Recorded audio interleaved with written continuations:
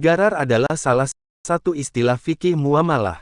Gharar secara istilah, gharar merupakan bentuk keraguan, tipuan, atau tindakan yang bertujuan untuk merugikan orang lain.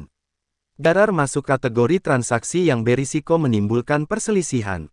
Hukum gharar adalah haram. Sesuai hukum ekonomi syariah, gharar adalah transaksi yang bisa merusak sebuah akad.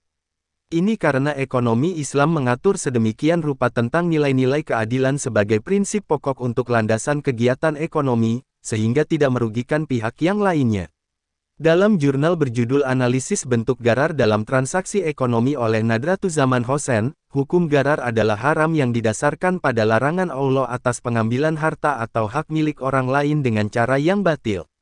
Allah SWT berfirman dalam Al-Quran Surat Al-Baqarah ayat 188 yang artinya, dan janganlah sebagian kamu memakan harta sebagian yang lain di antara kamu dengan jalan yang batil dan janganlah kamu membawa urusan harta itu kepada hakim, supaya kamu dapat memakan sebagian daripada harta benda orang lain itu dengan jalan berbuat dosa, padahal kamu mengetahui.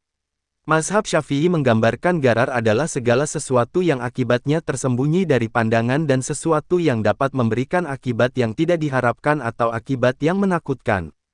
Contoh transaksi gharar yang diharamkan dalam Islam, ada 3 bentuknya. Masih mengutip dari sumber jurnal yang sama, Abdullah Musli memaparkan gharar yang haram sebagai berikut. 1. Jual beli barang yang belum ada, madum. Contoh gharar yang dijelaskan dalam hadis yang diriwayatkan oleh Abu Dawud sebagai berikut, dilarang menjual janin yang masih dalam perut binatang ternak tanpa bermaksud menjual induknya, atau menjual janin dari janin binatang yang belum lahir dari induknya, habal al-habalah kecuali dengan cara ditimbang sekaligus atau setelah anak binatang itu lahir. Contoh gharar yang dijelaskan dalam hadis yang diriwayatkan oleh Ahmad bin Hambal dan Ibnu Majah sebagai berikut, dilarang menjual budak yang melarikan diri, harta rampasan perang yang belum dibagi, harta sedekah yang belum diterima, dan hasil menyelam yang di dalam air. 2. Jual beli barang yang tidak jelas majul. Contoh gharar yang dijelaskan dalam hadis yang diriwayatkan oleh Abu Dawud sebagai berikut, dilarang menjual barang yang sudah dibeli sebelum barang tersebut berada di bawah penguasaan pembeli pertama. Contoh gharar yang dijelaskan dalam hadis yang diriwayatkan oleh Ahmad bin Hambal, Muslim, An-Nasai, dan Ibnu Majah sebagai berikut, dilarang melakukan jual beli terhadap buah-buahan, sampai buah-buahan tersebut terlihat baik layak konsumsi. Contoh gharar yang dijelaskan dalam hadis yang diriwayatkan oleh Ad-Daruqutni sebagai berikut.